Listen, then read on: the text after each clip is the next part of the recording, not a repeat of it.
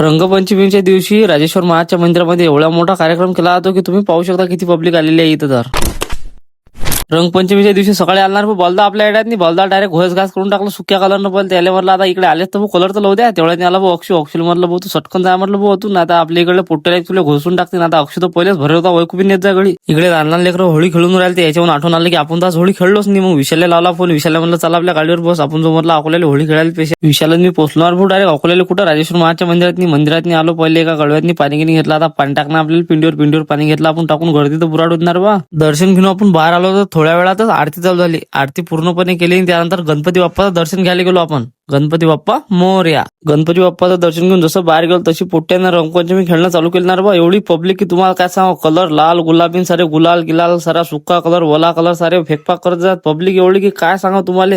आणि एवढा दांगलो नेरा. आता आपण तर घरून स्पेशल रंगपंचमी खेळायसाठी आलो तर मग या कलरले व्हॅले पुरते का. गर्दीत उतरलो दोघं जण. दोघांना केला चांगला माहोल. म्हटला आपण बी खेळायतले पोट्टन लपक्याला पुरते का म्हटलं होती. आणि सरे आपल्या अकोल्यातले पला नसल्यावर काही विषय आहे का. पण पब्लिक तुम्ही पाहू शकता किती आहे. पुरा माहोल चालू होता इथं. आता पब्लिक एवढी असल्यावर तर ऑटोमॅटिक इंटरेस्ट येऊन जाणार बा.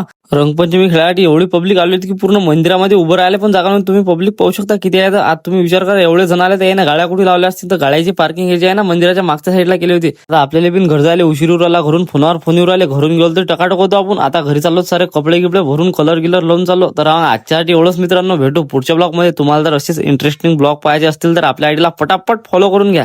भेटू पुढच्या ब्लॉग मध्ये.